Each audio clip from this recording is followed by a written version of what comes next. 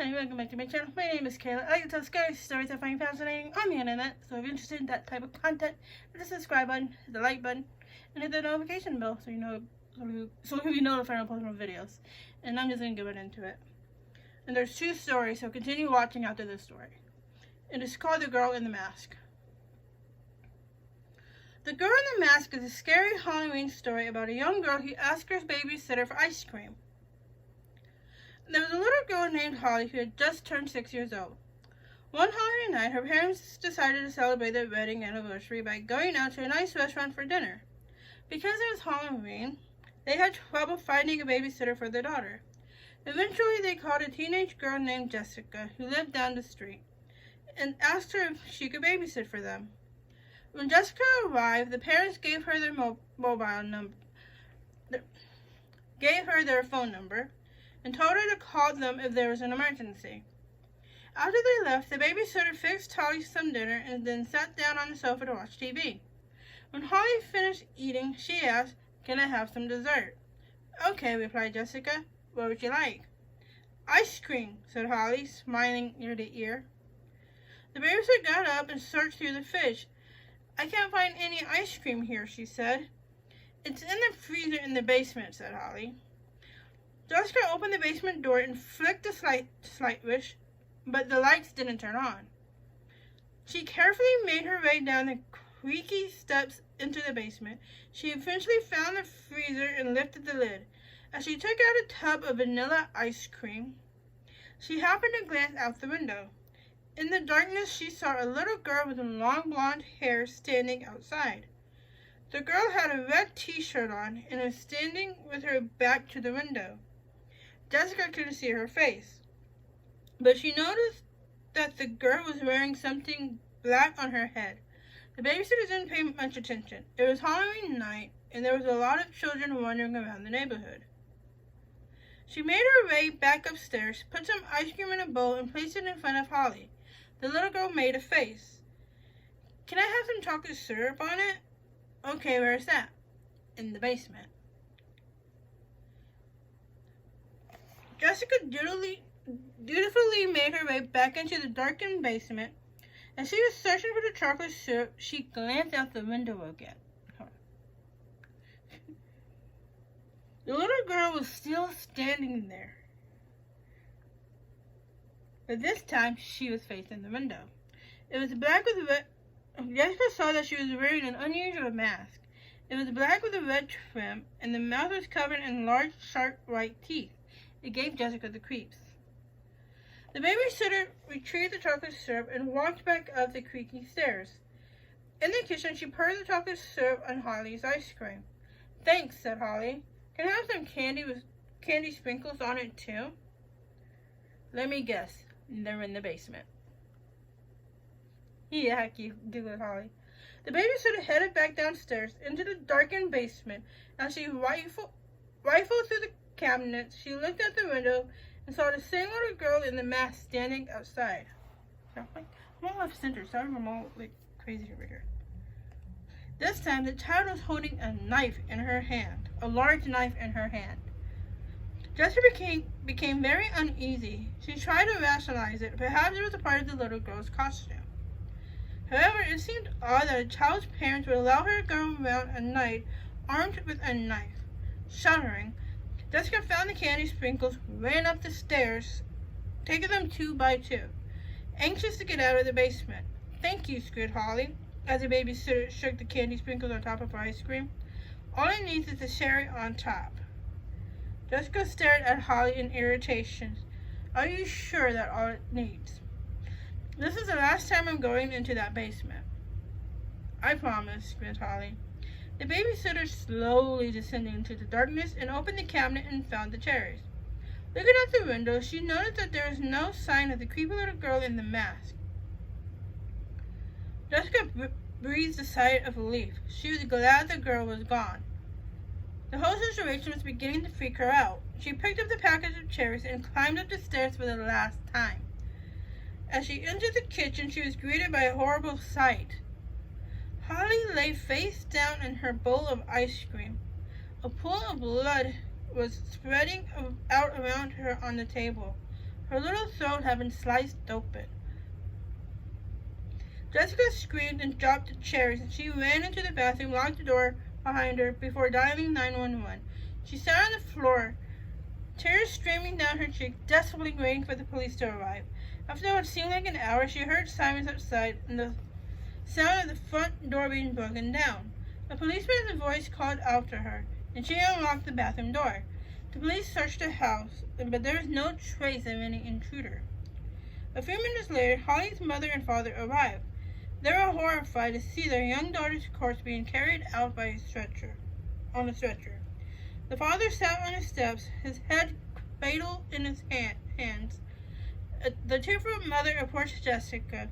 Her eyes were red from crying. "What happened?" asked the mother. "Oh, God, I'm so sorry," said the babysitter, trembling with emotion. "I was down in the basement. I looked at the window. There was a little girl in a mask. She had a knife. She was just standing there outside the basement window. She must have murdered Holly." "But Jessica, that's impossible. There aren't any windows in the basement. Only a mirror." Ooh, that was creepy. Give the videos a thumbs up if you liked it. Subscribe. Oh wait, I have another story. Subscribe anyway. Okay, and on to the next story. Okay. Second story, and ignore this mess right here. I don't know what it's trying to do. Okay, this one is called a latex mask. The latex mask is a scary story for Halloween. It's about a school bully who decides to play a malicious prank on his classmate one Halloween night. There was a young boy named Melvin who always had a smile on his face. A lot of people assumed he was a little weak in the head. At school, he was always bullied by his classmates.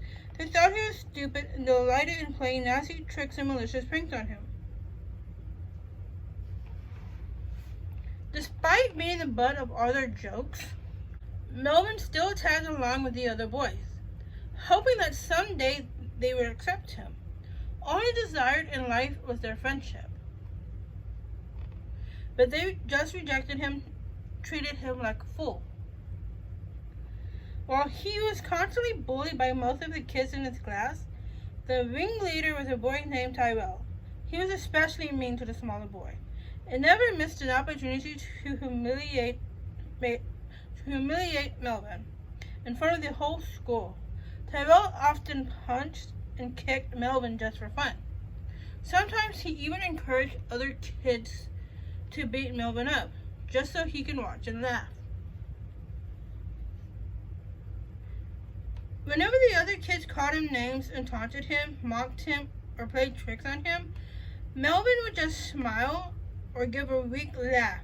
He tried to pretend he was unaffected by the merciless treatment he received. However, his smile was like a mask. Behind it, his heart was breaking. One Halloween night, Tyrell and his friends were gathered in the center of town when they spotted Melvin walking home from school. Tyrell told him he had come up with an amazing prank to play on the boy. "Just play along," he told his friends. Then he ran over, grabbed Melvin by the scruff of his neck, and dragged him over to the group.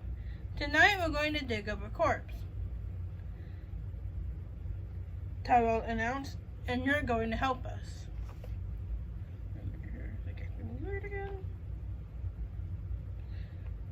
"Oh, come on, guys," replied Melvin. "Please don't joke around about stuff like that." "Nobody's joking," said Tyrell. "Remember old Mrs. Jefferson who died last year? Well, tonight we're going to the cemetery. We're going to dig her up and leave her in front of the school to freak everyone out. Now, we're going to do the digging, but we need someone to do the carrying. We've chosen you." "Give me a break, Tyrell," pleaded Melvin. "You can't ask me to do something like that." "I'm not asking you. I'm telling you," said Tyrell in a threatening voice. "You'll do what you're told. After dinner tonight, you're going to meet us inside the cemetery. If you don't show up, we'll give you the beating of your life tomorrow in school. Don't tell anyone about this, or you can consider yourself a dead man." As darkness fell that night, Tyrell met his friends at the cemetery. They gathered around as he explained exactly what he had planned. He was going to disguise himself as a corpse and hide in the graveyard, amongst the headstones. He opened his bag and showed them the costume and latex mask he had brought with him. When he gets here, you guys send him into the cemetery and tell him to find Mrs. Jefferson's grave. There's a freshly dug grave in the middle of the cemetery. I'm going to be hiding in it. When he gets close enough, I'll grab him and drag him into the grave with me. I'm going to scare him so bad, he'll probably have a heart attack. The other boys thought it was a great plan and couldn't hide their excitement. Tyrell got into his costume and went into the cemetery to hide. He climbed down into the open grave and waited patiently. This is going to be the best Halloween prank ever, he said to himself as he pulled on his latex mask. Half an hour later, Melvin finally arrived and met the other boys.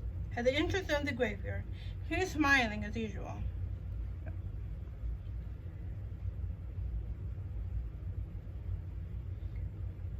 But in his eyes, the boys could see that he was scared to death. He had his hands in his pocket and was visibly shaking. The other boys sent him into the graveyard and told him to find the grave. As he walked deeper into the cemetery, the darkness seemed to close around him. The only light he had was from the screen of his cell phone. He held it up to try and light his way. Melvin walked between the tombstones, his shoulders slouched, his hands trembling. Every little sound he heard caused him to jump in fear or shake in trepidation. Finally, I heard a noise. I keep hearing noises. Finally, he reached the middle of the cemetery and arrived at the freshly dug grave.